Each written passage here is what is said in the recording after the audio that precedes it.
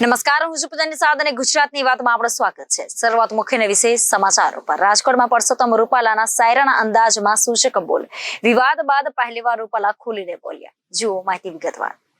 રાજકીય પાર્ટીના નામે ડોનેશન ઉઘરાવ્યું। નેશનલિસ્ટ કોંગ્રેસ પાર્ટીનું બેંક એકાઉન્ટ ખોલાવી 6 મહિનામાં 2 કરોડ 80 લાખ જમા કરાવ્યા। એકની ધરપકડ। આ મુદ્દે ચર્ચા વિસ્તારથી કરીશું। ત્યારે વાત કરીશું CR પાટીલ આજે જામનગરની મુલાકાતે। જુઓ અહેવાલ વિસ્તારથી। પૈસા નહીં તો પાણી પણ નહીં। ગુજરાતનું પાણી રોકશે પાડોશી રાજ્ય। સરકારે કરોડો રૂપિયા નથી ચૂકવ્યા। આ મુદ્દે પણ ચર્ચા વિસ્તારથી કરીશું। ગુજરાતમાં દર મહિને સાયબર ક્રાઇમની 10,000 ફરિયાદ, 100 કરોડની ઠગાઈ કરાઈ। આ મુદ્દે ચર્ચા વિસ્તારથી કરીશું।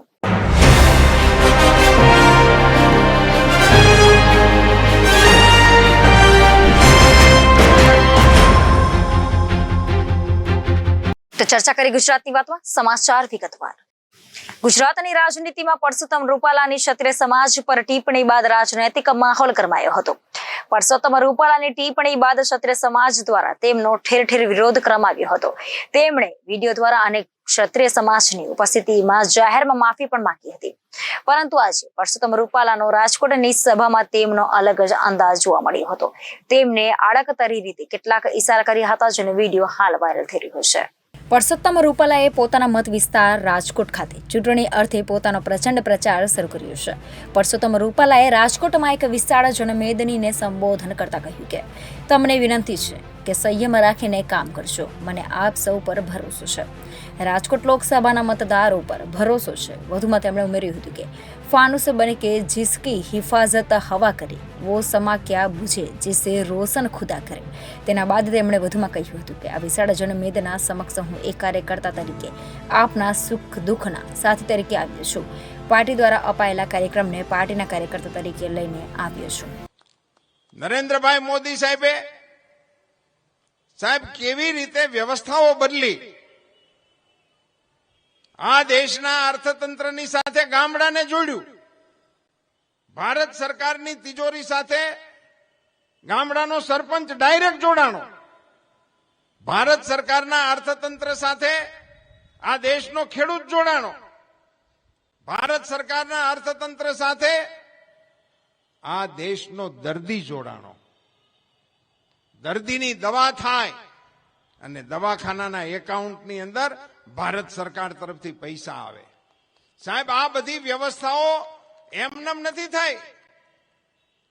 મારે બહુ નમ્રતાપૂર્વક કહેવું છે, ભજુભાઈ વાળાના એ કથનને મારે સમર્થન કરવું છે કે અહીંથી સતત ભારતીય જનતા પાર્ટી જેમ જીતે છે તો એમાં ઉમેદવારોનો યશ ગાવાની જરૂર નથી, એ કાર્યકર્તાઓનો યશ ગાવાની જેમ જરૂર છે। એમ ભારત કક્ષાએ પણ આજે ફેરફારો થયા। હું નમ્રતાપૂર્વક કહેવા માંગુ છું કે એમાં મોદી સાહેબની સૂઝ, રાજકીય ઈચ્છા શક્તિ, દ્રઢ દીર્ઘ શક્તિ એ કારણભૂત છે જ, પણ ભારતના કમળને મત આપનારા મતદારો પણ એના યશના અધિકારી છે। એને કારણે આ બદલાવો આપણે કરવામાં સફળ થયા છીએ અને કોઈએ વિચાર્યું ન હોય એ પ્રકારના પરિણામો લાવવામાં આપણે સફળ થયા। મિત્રો, આપણે સૌરાષ્ટ્રમાં છીએ।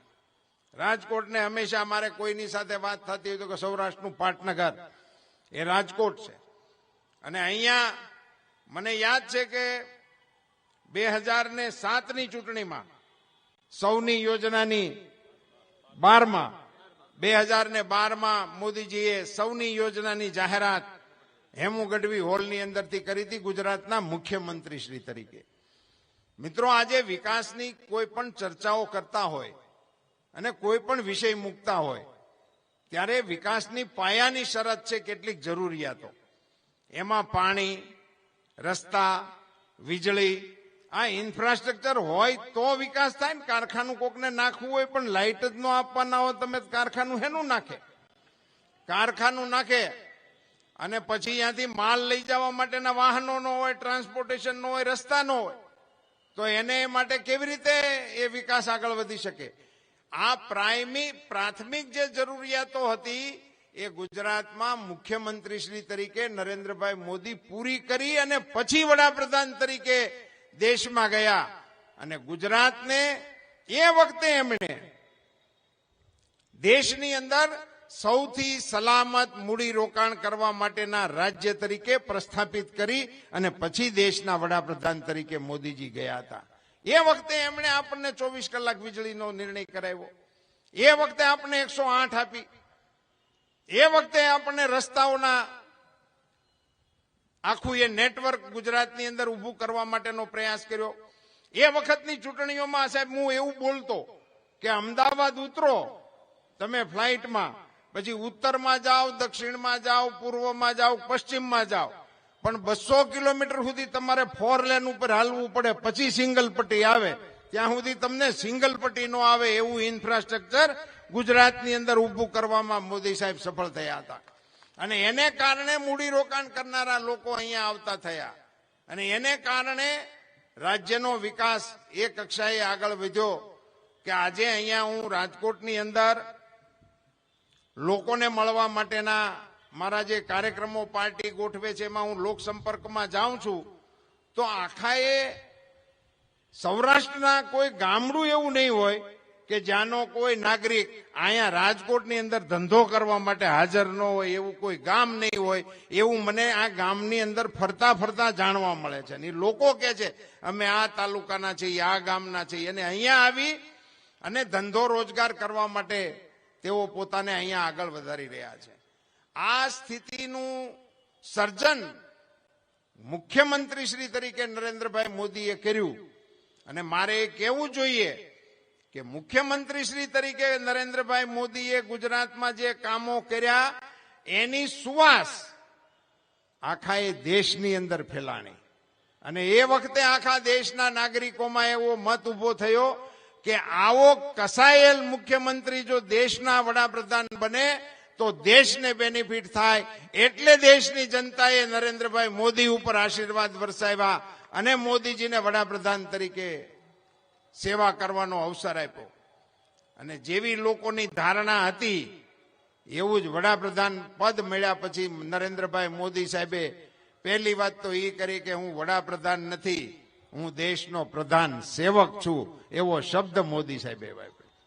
સાથીઓ, હમણાં તો મોદી સાહેબ જે વાત કરે છે ને એ સંબોધનમાં એવું બોલે છે કે મારા પરિવારજનો. લોકોએ તો એની ટીકા કરવાનો પ્રયાસ કર્યો પણ એને ખ્યાલ નથી પરિવારજન કોને કહેવાય, પરિવાર કોને કહેવાય. પરિવાર અને કુટુંબ એ ભારતીય સંસ્કૃતિની એક એવી દેણગી છે જે વિશ્વની કોઈ સંસ્કૃતિ પાસે નથી. એ આપણી દેણગી છે, એ કુટુંબ છે અને પરિવાર છે. એ પરિવારને જ્યારે મોદી સાહેબ મારા પરિવારજનો એવો શબ્દ પ્રયોગ કરે છે ત્યારે મારો એવો નમ્ર મત છે મિત્રો કે પરિવારના સુખ દુઃખના સાથી એ પરિવારજન હોય એ થઈ જ જાય, ઓટોમેટિક થઈ જાય. મારો પરિવાર છે તો હું એના સુખ દુઃખનો સાથી જ હોઉં.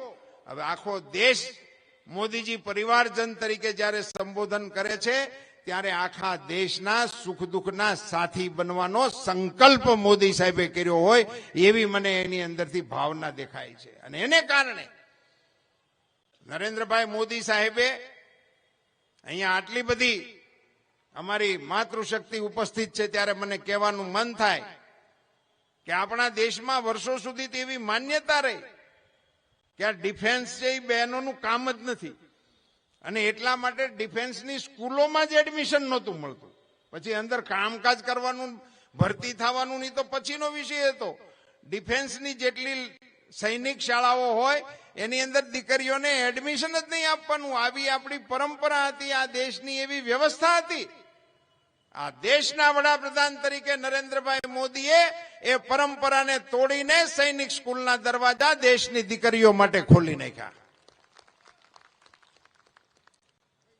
સૈનિક સ્કૂલના દરવાજા ખોલ્યા એટલું જ નહીં, વિધાનસભાના અને લોકસભાના દરવાજા પણ સાથે સાથે ખોલી નાખ્યા. વર્ષોની આ બધી વાતો હતી. મિત્રો, નરેન્દ્રભાઈના 10 વર્ષના શાસનને મૂલવો ને ખાલી તો કેટલા ઐતિહાસિક પ્રશ્નો હતા. હું ભારતીય જનતા પાર્ટીમાં નાના કાર્યકર્તા તરીકે જ્યારે હું સક્રિય થયો હતો ત્યારે આપણે નારા લગાડતા, જહાં હુએ બલિદાન મુખર્જી વો કશ્મીર હમારા હૈ, વો કશ્મીર હમારા હૈ, જો સારે કા સારા હૈ. તે દિવસના આપણે નારા લગાડતા હતા. શેને માટે નારા લગાડતા હતા? શું હતી 370 ની કલમ? એનાથી આ દેશને, એ વિસ્તારને, નાના નાગરિકોને શું નુકસાન થતું હતું એની એ કોઈ ચર્ચા નહોતું કરતું. અને મિત્રો, મારે આ 69 વિધાનસભાના કાર્યાલયના ઉદ્ઘાટન પ્રસંગે ગર્વ સાથે કહેવું છે કે કાશ્મીરના પ્રશ્નમાં આ દેશની એકમાત્ર પાર્ટી મહેનત કરતી હતી, એનું નામ ભારતીય જનતા પાર્ટી છે. 370 ની કલમ, મિત્રો, ત્યાંના દલિત બાંધવોને રિઝર્વેશન મળતું નહોતું. કદી કોંગ્રેસના કોઈ નેતાઓએ આની ચર્ચા નથી કરી કે 370 ની કલમને કારણે કાશ્મીરની અંદર એને બંધારણે જે અધિકાર આપ્યા છે એનોય લાભ એને નતો મળતો. એની કોઈ ચર્ચા નતો કરતા. કલમ હટ્યા પછી હવે ત્યાં બંધારણના અધિકારો નાના નાગરિકોને મળવાનું શરૂ થયું. મળતા જ નહોતા. અને સાહેબ, આ કલમ દાખલ થઈને તેથી જેમાં લખ્યું હતું ટેમ્પરરી છે, એ કોઈ વાંચતું જ નહોતું. ટેમ્પરરી છે, ટૂંકા ગાળા માટે છે, એને ગમે ત્યારે રદ કરી શકાશે, એવું બધું એની અંદર લખેલું હતું. પણ એને કોઈ વાંચતું નહોતું. તમને બધાને નિશાળનો જૂનો અનુભવ યાદ હોય. આપણને સાહેબ દાખલા ગણાવતા બોર્ડ ઉપર. લેસન લેવાનું હોય ને, આપણને દાખલા ગણાવ્યા હોય, પછી સાહેબ ટેસ્ટ કરવા હાટું એક બે ને બોર્ડ ઉપર બોલાવે, ન્યાય એની પાસે દાખલા ગણાવે. હાસો ગણ્યો હોય ને તો એને ધીમે ધીમે ભૂહે, પણ ખોટો દાખલો જો કોઈક ગણે ને છોકરો, તો પછી જે ડસ્ટર મારે ને આમથી આમ હેડમાસ્ટર, એમ અમિતભાઈએ 370 ની કલમ ભૂહી નાખી. લોહીની નદીઓ વહેશે, કલમને હાથ લગાડતા નહીં, દાજી જવાશે. ટાઈડ ઉડે એટલી એ ગરમી ન થાય અને ચકલું ફેરક્યું નહીં. ત્યાંથી કાશ્મીર છે ને ભારત હારે જોડાઈ ગયું. અને આજે તમે ત્યાં મુક્તપણે ફરવા જઈ શકો એ પ્રકારનું માહોલ. અને આ વર્ષના આંકડા એમ બતાવે છે કે વિક્રમી ટુરિસ્ટો આ વખતે ત્યાં કાશ્મીરની અંદર ફરવા માટે આવ્યા. લોકો કામે ચડી ગયા. જ્યાંથી બંદૂકોના, કાર્ટિસોના, બોમ્બ ધડાકાના સમાચાર આવતા હતા, ત્યાંથી હવે દૂધ ઉત્પાદનના સમાચારો શરૂ થઈ ગયા. કામની અંદર લોકો, યુવાનો લાગી ગયા છે. આ પ્રકારનું માહોલ 10 વર્ષની અંદર સર્જ્યું સાહેબ. પ્રશ્નો જૂના કેટલા હતા, એમાંનો એકેય પ્રશ્ન અત્યારે ઉપસ્થિત નથી રહ્યો. અને એને કારણે હવે અમે એમ કહીએ છીએ કે આગામી જે ટર્મ આવવાની છે, પ્રશ્નો તો બધા આ વખતે પતી ગયા. હવે સીધી વિકાસની હરણફાળ ભરવા માટે નરેન્દ્રભાઈ મોદીનું પ્લેટફોર્મ ઉપર તૈયાર એને નેતૃત્વ આપીને વિશ્વની એક સમૃદ્ધ અને શક્તિશાળી રાષ્ટ્ર તરીકેના નિર્માણની દિશામાં મોદી સાહેબ જ્યારે આ દેશને નેતૃત્વ આપવા જઈ રહ્યા હોય ત્યારે આ દેશની અર્થવ્યવસ્થામાં ટ્રાન્સપરન્સી, નાનામાં નાના માણસની સુરક્ષા રાખવા માટેની જવાબદારી, નાનામાં નાના પરિવારને જિંદગીમાં માંદગીનો કોઈ સામનો કરવો પડે તો એની કાળજી રાખવાનું કવચ, આવી બધી તૈયારીઓ સાથે યુવાનો માટે વિશ્વના દરવાજા ખોલીને એમને છૂટું મેદાન આપવા માટે સ્ટાર્ટઅપ. સાહેબ, સ્પેસની અંદર સાહેબ આજે પ્રાઇવેટને દાખલ કરવા માટેના પ્રયાસો થયા. વિશ્વ હજી વિચારી નથી શકતું. એ પ્રકારના કાર્યક્રમો આજે મોદીજીના નેતૃત્વમાં આગળ વધી રહ્યા હોય ત્યારે ભારતને વિશ્વના મહાસત્તાઓની હરોળમાં વિકસિત ભારત બનાવવા માટેની જે કલ્પના કરી છે ને મિત્રો, મારે આપ સૌના ધ્યાન ઉપર એક વાત મૂકવી છે.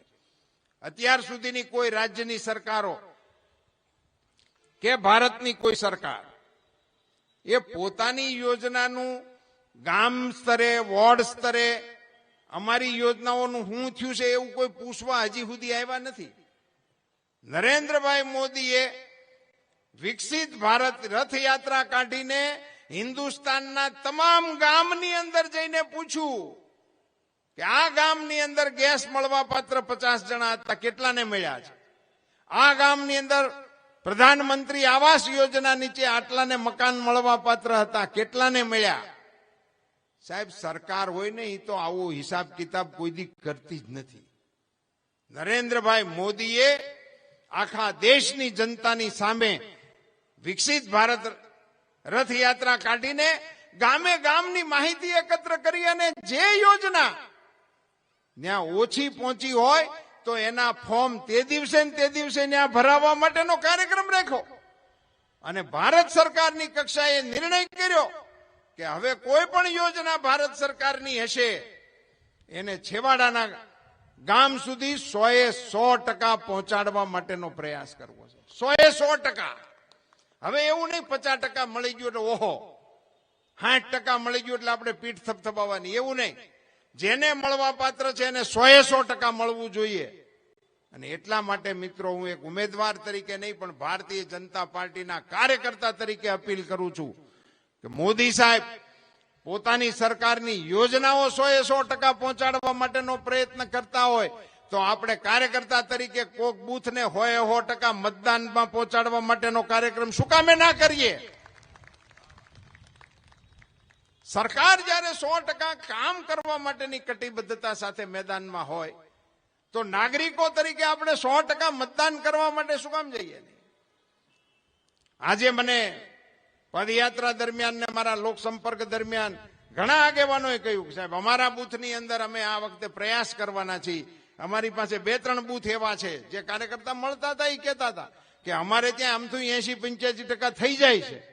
મેં કીધું થોડીક કાહટી કરો તો હો થઈ જાય. અટાણથી પ્લાનિંગ કરવાનું છે.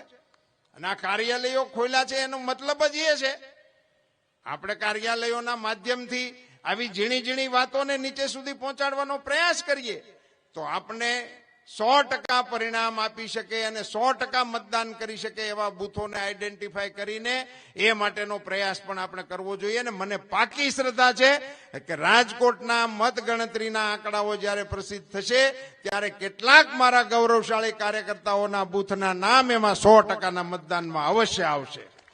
રાષ્ટ્રવાદી કોંગ્રેસ પાર્ટીના નામે બંધન બેંકમાં ખાતું ખોલાવીને તેની તમામ માહિતી સોશિયલ મીડિયામાં મૂકી પાર્ટીના નામે ડોનેશન લેવાના કેસમાં અમદાવાદ પોલીસે એક આરોપીની ધરપકડ કરી છે. પોલીસે કહ્યું હતું કે એનસીપીના નામે બેંક એકાઉન્ટ ખોલાવીને ડોનેશન મેળવવાનું કૌભાંડ આચરવામાં આવ્યું છે અને આ સમગ્ર મામલે અમદાવાદથી એક આરોપીની ધરપકડ કરાઈ છે. અહેમદ આમિદ શેખની સાયબર ક્રાઇમે અમદાવાદથી ધરપકડ કરી છે. સમગ્ર મામલામાં એક નહીં પણ અનેક ગેંગ સામેલ હોવાનું લાગી રહ્યું છે. આ કૌભાંડમાં લોકોને ટેક્સ બેનિફિટ અપાવવાના નામે અનેક લોકો સાથે ઠગાઈ કરાઈ છે. આરોપી બોગસ રસીદ બનાવી 10% કાપી બીજી રકમ પરત કરતો હતો. નવેમ્બરમાં 2,86,000 ફંડ ઉઘરામાં આપ્યું હતું અને કમિશનરના નામે કૌભાંડ આચર્યું હતું. પોલીસે એમ પણ કહ્યું છે કે તપાસમાં 86 લોકો સાથે છેતરપિંડી કરાઈ હોવાનું સામે આવ્યું છે. આ લોકો પાસેથી 15 લાખ રૂપિયાની છેતરપિંડી કરાઈ છે. આરોપી અમદાવાદના વટવા વિસ્તારમાં રહે છે અને ધોરણ 11માં અભ્યાસ કરે છે. તે ગૂગલ પરથી આ પ્રકારની ચીટિંગ કરવાનું શીખ્યો હતો. તેણે જોબ આપવાના નામે બેંક એકાઉન્ટ પણ અન્યના નામે ખોલાવ્યું હતું. નેચરલ સિરિયલ પેકેજિંગ નામની કંપની ઊભી કરી તેને એનએસપી નામ આપ્યા હોવાનું તપાસમાં ઘટસ્ફોટ થયો હતો. સમગ્ર મામલે ઊંડી તપાસ માટે ઇન્કમ ટેક્સ ડિપાર્ટમેન્ટને જાણ કરવામાં આવશે. લોકો પાસે આવી પાર્ટીઓના નામે ઠગાઈ આચરી હોય તો સાયબર ક્રાઇમનો સંપર્ક કરવો તેમ પોલીસે જણાવ્યું હતું.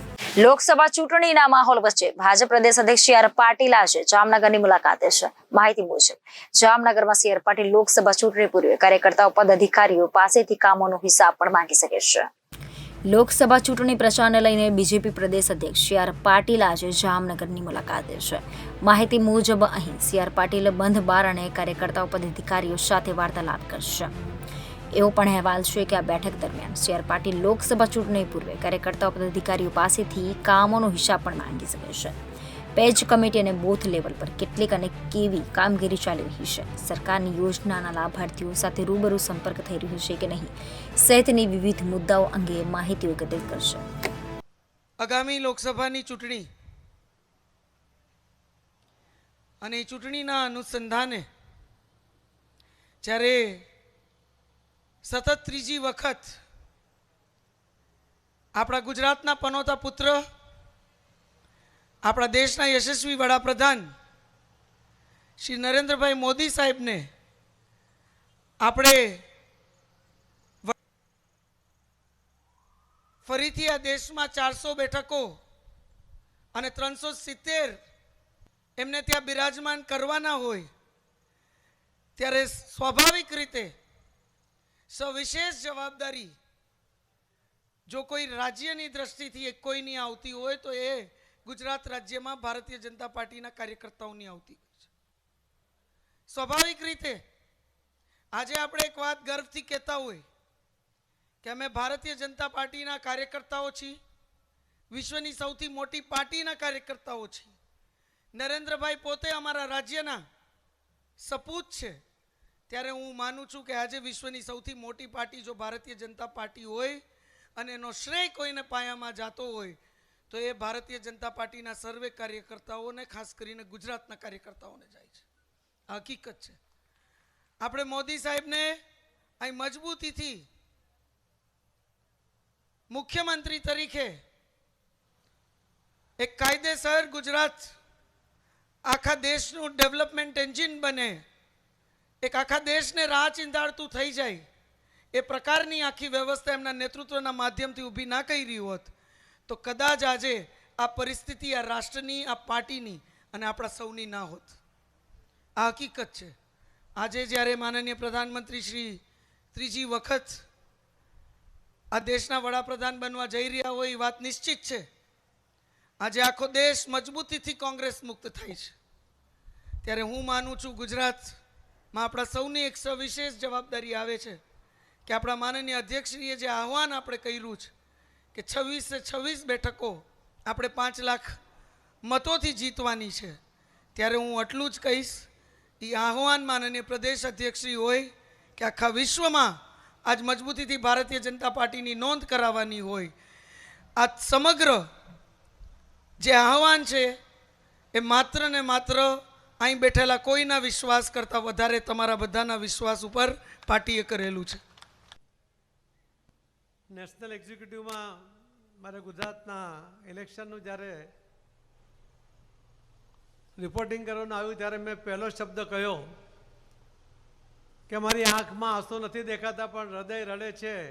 182ને બદલે આપણે 156 પર અટકી ગયા. બધાને એવું તો 156 એટલે ખુશ, બધા. હું ખુશ નહોતો. 182 કેમ નહીં?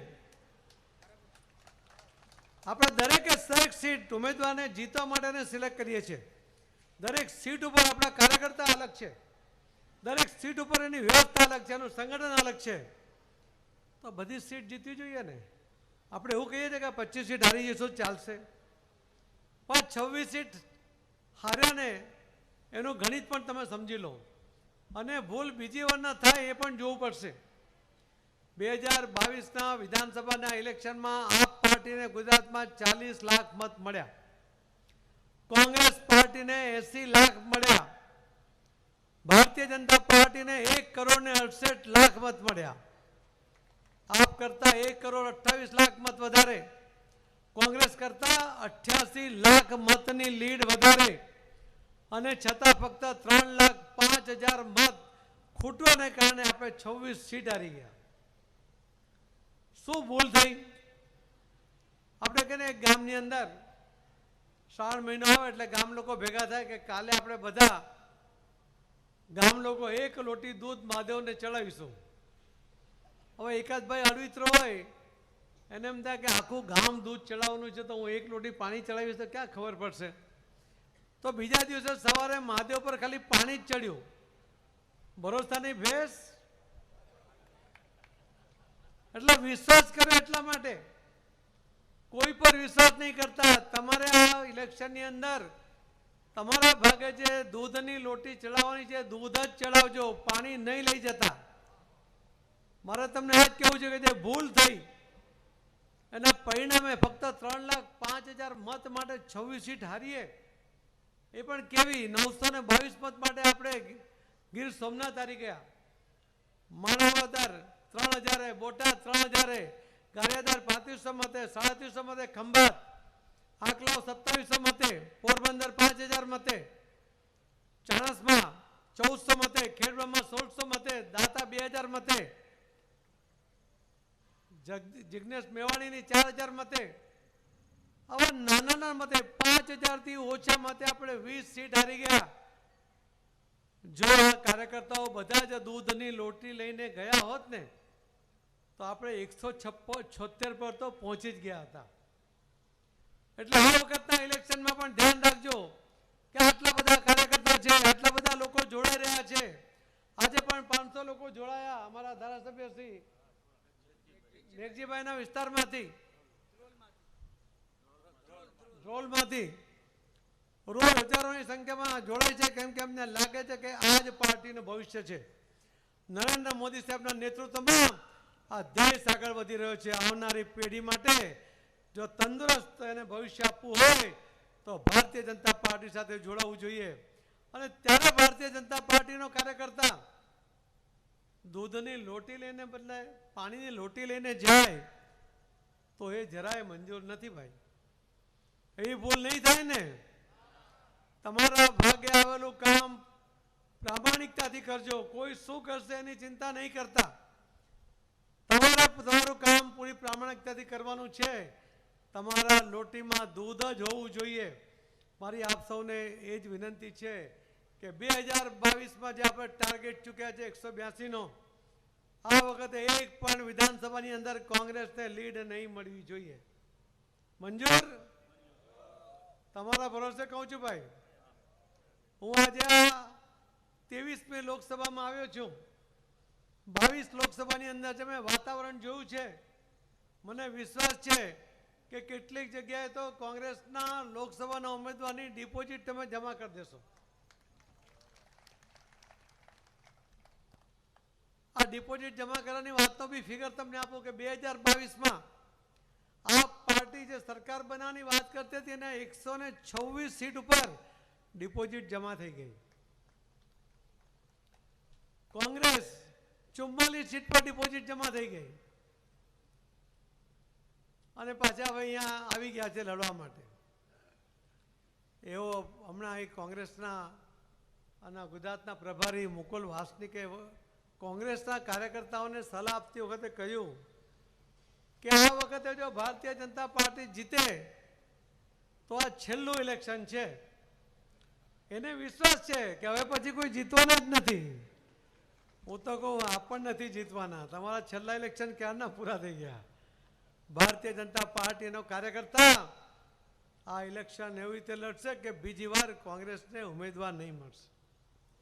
હમણાં મને પૂનમબેન પૂછતા હતા કે તમારી નવસારી લોકસભાની સીટ પર કોઈ ઉમેદવાર, મેં કીધું જરા મજબૂત શોધે છે.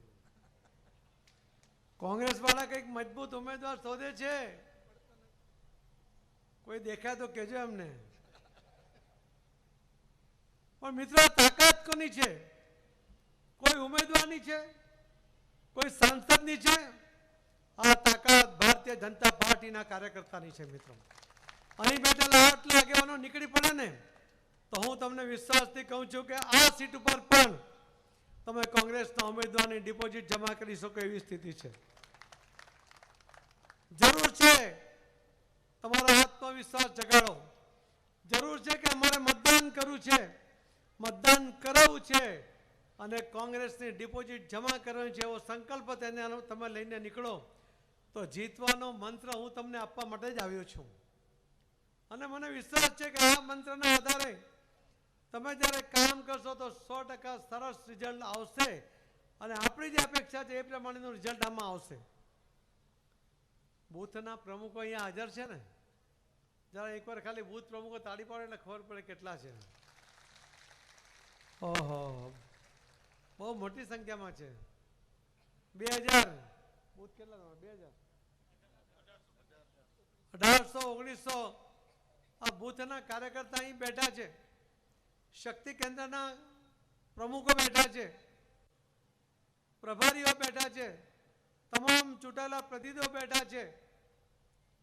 મારો તો નિયમ જ છે ભાઈ કે જે ચૂંટાયેલો પ્રતિનિધિ છે ને એણે પોતાને ઇલેક્શન લડ્યું હોય અને એ જે બૂથમાં રહે છે એમાં અને એને મળેલા મતો આ બંને આ વખતે જે મત મળે લોકસભાના ઉમેદવારને વધારે હોવા જોઈએ.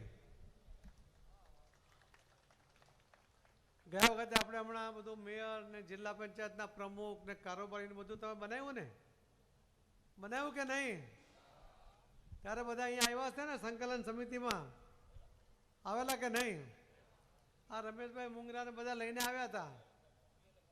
બધા ત્યાં બોલતા હતા કે આ ભાઈને બનાવવા જેવો છે. એટલે મેં મારા આઈપેડમાં હું ચેક કરતો હતો કે આ ભાઈને તો એ બૂથમાં જે રહી છે એ બૂથમાં તો માઇનસ છે, આને કેવી રીતે મેયર બનાવાય?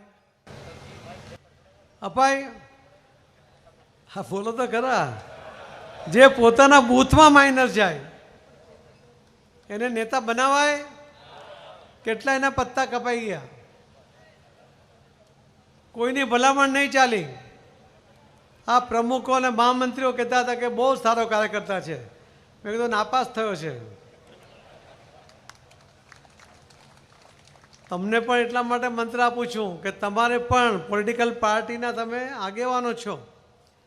તમારામાંથી બી બધાએ તાલુકા પંચાયત લડવી હશે. કેટલા લોકો તૈયાર છે? બહુ ઈચ્છા નહીં રાખતા. જિલ્લા પંચાયતમાં કેટલા તૈયાર છે? બોલો જરાક. જે તૈયાર હોય તો તાળી પાડે છે એટલા. ધારાસભ્ય કેટલા બનવા તૈયાર છે? જ્યાં જોરમાં તાળી પાડો ને એમ ખબર પડે કે ખરેખર તૈયાર છે બધા. સાંસદ બનવા માટે કેટલા તૈયાર છે? પૂનમબેનની આંખ બંધ છે. પૂનમબેન કંઈ કાયમી નથી. કોઈ પણ વ્યક્તિ કે સી આર પાટીલ કાયમી નથી, એ તો બદલાતા જ રહેવાના છે. પણ તમારામાં ઈચ્છા શક્તિ હોવી જોઈએ. આપણે પોલિટિકલ પાર્ટીના કાર્યકર્તાના નાતે મહત્વાકાંક્ષાવાળો કાર્યકર્તા જોઈએ કે મારે બી સાંસદ થવું છે, મારે પણ ધારાસભ્ય થવું છે, મારે પણ મંત્રી થવું છે. મહત્વાકાંક્ષા વગરના કોઈ હોય ને તો અહીંયા ભજન મંડળી ચાલતી હોય ત્યાં ચાલ્યા જજો.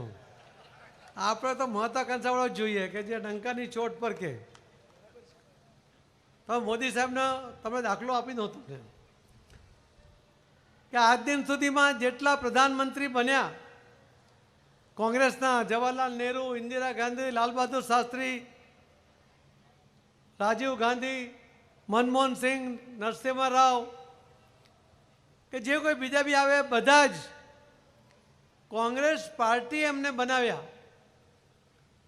પણ કોઈ પોતાની તાકાત પર બન્યું હોય તો પહેલા પ્રધાનમંત્રી નરેન્દ્ર મોદી સાહેબ છે.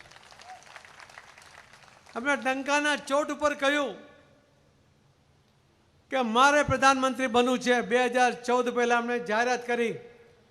આપણી પાસે ફક્ત 115 સીટ હતી લોકસભાની અંદર અને તે વખતે 283 સીટ સાથે ડંકાની ચોટ પર જીતીને 30 વર્ષનો ઇતિહાસ બનાવીને કે છેલ્લા 30 વર્ષમાં કોઈ એક પાર્ટીને બહુમતી નહોતી મળી, ભારતીય જનતા પાર્ટીને મોદી સાહેબના નેતૃત્વમાં મળી. એવા નરેન્દ્રભાઈ છે કે જે પહેલાં ડંકાની ચોટ પર કહીને નીકળ્યા કે મારે પ્રધાનમંત્રી બનવું છે. તમારે સાંસદ ધારાસભ્ય બની શકાય, બનાય કે નહીં? તો આ ભાવના હોવી જોઈએ, આ મહત્વાકાંક્ષા હોવી જોઈએ. પણ રીત સાચી હોવી જોઈએ. કોઈના વિરુદ્ધમાં કંઈક લખાવીને પેપરમાં, કોઈના વિરુદ્ધમાં સોશિયલ મીડિયામાં ચલાવીને, કોઈના વિરુદ્ધમાં અફવાઓ ફેલાવીને ક્યારેય આગળ નથી વધાતું ભાઈ. તમે કામ કરો, કામ બોલશે. અને ભારતીય જનતા પાર્ટીમાં તમે જોતા હશો આખા ગુજરાતમાં ને આખા દેશમાં સામાન્ય કાર્યકર્તાઓને મોદી સાહેબે ટિકિટ આપીને આ વખતે ને દર વખતે ઉમેદવાર બનાવ્યા છે અને એમને સાંસદ લડાવ્યા છે. કેટલાય લોકો એ ધારાસભ્ય બન્યા છે કે જેમણે કલ્પના પણ નહોતી કરી કે ધારાસભ્ય બની શકે. આ તાકાતને પોઝિટિવ લો અને એ રીતે કામ કરો એવી મારી તમને વિનંતી છે. થઈ જશે? કોઈ દુષ્પ્રેરણા, અફવાઓ એમાં તમે પડશો નહીં. કોઈ કંઈ કરતો હોય તો ખાલી મને ફોન કરતો હોય કે આ કરે છે, બાકીનું હું જોઈ લેવા. ચલાવી થોડું લેવાય. શિસ્તબદ્ધ પાર્ટી છે આપણી ભાઈ. તો હું જે કહેવા આવ્યો છું આપને કહી દઉં. તમે તૈયાર છો ને બધા? મારે બૂથ પ્રમુખોને સૌથી પહેલાં કહેવું છે કે બૂથનો પ્રમુખ એની નીચે 13 લોકોની કમિટી છે. તમારે ત્યાં છે? બધામાં છે બૂથમાં? જેનામાં નહીં હોય તો બનાવી લે આજે ને આજે. એ 13 જણની કમિટી એની તમારે આવતીકાલે સવારે એક મિટિંગ બોલાવવાની છે. આજે તમે દૂર દૂરથી આવ્યા હશે ને એટલા માટે હું આજે નથી કહેતો, પણ કાલે સવારે આજે મેસેજ આપી દો, આ બધા કાલે સવારે 9 વાગે તમારે ત્યાં આવી જશે બધા 13 લોકો આવશે ને. પણ તમે ઘરે મિટિંગ બોલાવશો ને પછી ઘરવાળી કહે કે આ હું માંડ્યું છે ઘરમાં, મારા નહીં જોઈએ તો શું કરશો? તમારો ઘરમાં ઉપજે છે.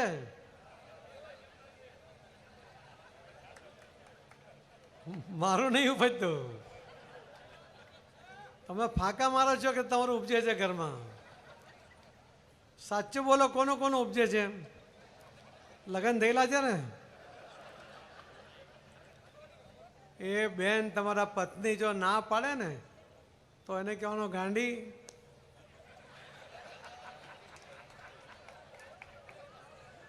કે આ તો હું નરેન્દ્ર મોદી સાહેબને 3જી વાર પ્રધાનમંત્રી બનાવવા માટેની મિટિંગ એના માટે બોલાવી છે.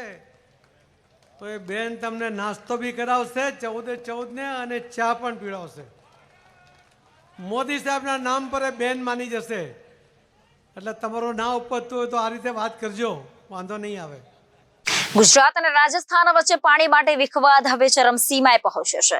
જળ માટે વસૂલીની શરૂઆત થઈ. બજાજ સાગર ડેમ, કંડાળા ડેમ પાસેથી બાકી નીકળતા પૈસા માંગ્યા છે. જો ગુજરાત સરકાર દ્વારા નાણાં ન ચૂકવતા રાજસ્થાન સરકાર પાણી બંધ કરશે. કંડાળા ડેમની પર આવેલા બાંસવાડા ડેમમાંથી પાણી બંધ કરવાની ચીમકી આપવામાં આવી છે, ત્યારે રાજ્યમાં પૈસા માટે પાણી રોકાય તેવી શક્યતાઓ દેખાઈ રહી છે. પાણી મુદ્દે ગુજરાત અને રાજસ્થાન વચ્ચે ટકરાવ ચાલી રહ્યો છે, જેમાં રાજસ્થાનથી ગુજરાત આવનારા પાણીને રોકવાની ચેતવણી આપવામાં આવી છે. ગુજરાત સરકારે 31 કરોડ રૂપિયા રાજસ્થાન સરકારને આપવાના બાકી છે. રાજસ્થાનના ચીફ એન્જિનિયરનો દાવો છે કે 31 કરોડ રૂપિયાનું પેમેન્ટ બાકી છે, તેથી ગમે ત્યારે રાજસ્થાન સરકાર ગુજરાતને પાણી ન આપવાનો નિર્ણય કરી શકે છે. કંડાળા સિંચાઈ વિભાગનો દાવો છે કે કોન્ટ્રાક્ટરેટ પાણી મળતું નથી, જેમાં બાંસવાડા ડેમમાંથી કડાળા ડેમમાં પાણી આવવાનો ઉલ્લેખ કરવામાં આવ્યો છે. ત્યારે મહીસાગરમાં પાણીને લઈને યુદ્ધ શરૂ થયું છે. ગુજરાત અને રાજસ્થાન વચ્ચે પાણીનો વિવાદ ચાલી રહ્યો છે. પાણી માટેનું વિશ્વ યુદ્ધ થશે ખરું, પરંતુ શરૂઆત તો થઈ ચૂકી છે. જો ગુજરાત સરકાર પૈસા નહીં આપે તો રાજસ્થાન સરકાર પાણી બંધ કરશે. કંડાળા ડેમ ઉપરના બાંસવાડા ડેમમાંથી પાણી રોકવા માટે એલર્ટ આપવામાં આવ્યું છે. રાજસ્થાન સરકાર રાજસ્થાનનું પાણી રાજસ્થાનમાં રાખવા તૈયાર છે. રાજસ્થાનનું પાણી રાજસ્થાનમાં રાખવા સરકારે તૈયારી બતાવી દીધી છે. રાજસ્થાનના ચીફ ઇજનેર કંડાળા ડેમ આવતા જ વિખવાદ ઊભો થયો હતો. ગુજરાત સરકાર દ્વારા કંડાળા ડેમમાં 40 TMC પાણી મળવા છતાં અંદાજિત 31 કરોડનું ચૂકવણું બાકી છે. તો બીજી તરફ 12 વર્ષમાં કોઈ કરાર આધારિત પાણી ન મળ્યું હોવાનું કંડાળા સિંચાઈ વિભાગનો દાવો છે. તો બીજી તરફ કંડાળા ડેમના કાર્યપાલક ઇજનેરે આ વિશે ખુલાસો કરતા જણાવ્યું હતું કે પાણી બંધ થવાની એવી કોઈ શક્યતા નથી. છેલ્લા 5 વર્ષની કંડાળા ડેમની કોઈ રકમ બાકી નથી. 1993 દરમિયાન પાણીનો જથ્થો પૂરો નથી આવ્યો, જેના લીધે તે દરમિયાનની રકમ બાકી છે. તમામ માહિતી સરકારમાં વિગતવાર મોકલવામાં આવશે. રાજસ્થાનના અધિકારીઓ દ્વારા પૈસા માટે વિઝિટ કરવામાં આવી નથી. રાજસ્થાન અધિકારીઓ સમયાંતરે કંડાળા ડેમની મુલાકાત માટે આવતા હોય છે. પૈસા બાબતની કોઈ પણ વાત કરાઈ નથી. કરાર કરાયેલો હોવાથી પાણી તો ના રોકી શકે. રાજસ્થાન છતાં પણ આપણે સરકારમાં રજૂઆત કરીશું. ગુજરાતમાંથી દર મહિને સરેરાશ 100 કરોડ રૂપિયાથી વધુ સાયબર ઠગાઈ થઈ રહી છે. એથી પણ ગંભીર બાબત એ છે કે ઠગાઈઓનો ભોગ અભણ કરતા હાઈલી એજ્યુકેટેડ લોકો બની રહ્યા છે. ગુજરાતમાં છેલ્લા 3 વર્ષથી સાયબર ફ્રોડનો આંકડો અધત કહી શકાય તે રીતે વધ્યો છે. જુઓ અહેવાલ વિસ્તારથી. કોઈ ઘર કે ઓફિસમાંથી 1 કરોડની ચોરી થાય કે પછી કોઈ રોડ પર જતી વ્યક્તિ પાસેથી 1-2 કરોડ રૂપિયાની લૂંટ થાય તો આખા શહેર કે રાજ્યમાં હાહાકાર મચી જાય છે. રાજ્યભરની પોલીસને એલર્ટ કરી આરોપીઓને પકડવા ઉતારી દેવાય છે. પણ તમને જાણીને આંચકો લાગશે કે ગુજરાતમાંથી દર મહિને સરેરાશ 100 કરોડ રૂપિયાથી વધુની સાયબર ઠગાઈ થઈ રહી છે. એથી પણ ગંભીર બાબત એ છે કે આ ઠગાઈનો ભોગ અભણ કરતા હાઈલી એજ્યુકેટેડ લોકો બની રહ્યા છે. ગુજરાતમાં છેલ્લા 3 વર્ષથી સાયબર ફ્રોડનો આંકડો અધત કહી શકાય તે રીતે વધી રહ્યો છે. વર્ષ 2022માં અંદાજે 300 કરોડ રૂપિયાની ઠગાઈ માત્ર સાયબર ફ્રોડથી થઈ હતી, જ્યારે આ આંકડો 2023માં વધીને 600 કરોડ પાર પહોંચ્યો હતો. હાલની સ્થિતિએ મહિને સરેરાશ 100 કરોડ રૂપિયાની ઠગાઈ થઈ રહી છે. આ અંગે CID ક્રાઇમના DCP ધર્મેન્દ્ર શર્માએ જણાવ્યું હતું કે કે આખા રાજ્યમાં અમને મહિને 10,000 કરતાં વધુ સાયબર ક્રાઇમના મુદ્દે અરજીઓ મળે છે. સાયબર ફ્રોડનો સત્તાવાર આંકડો મહિને 75 કરોડ રૂપિયાનો છે. તેમણે invest fraud, fake identity, shopping fraud, loan fraud અને કસ્ટમર કેરને હાલના ટોપ સાયબર ફ્રોડ ગણાવ્યા હતા. જાગૃતિનો અભાવ નહીં, લાલચના કારણે લોકો વધુ ભોગ બને છે તેવું ડીસીપીએ જણાવ્યું હતું. અમદાવાદ સાયબર ક્રાઇમના ડીસીપી અજીત રાજીયાણે આ અંગે વાત કરતા જણાવ્યું હતું કે પોલીસ અને રાજ્ય સરકાર સતત સાયબર ફ્રોડ અંગે જાગૃતિ લાવવા પ્રયાસો કરી રહી છે. એમ છતાં સાયબર ફ્રોડ અટકાવવાની જગ્યા વધી રહ્યા છે. તેની પાછળ જાગૃતિના અભાવ કરતાં લાલચ વધુ છે. ગઠિયાઓ એવી લોભામણી સ્કીમ આપે છે કે જે તે વ્યક્તિ લાલચમાં આવી જાય છે.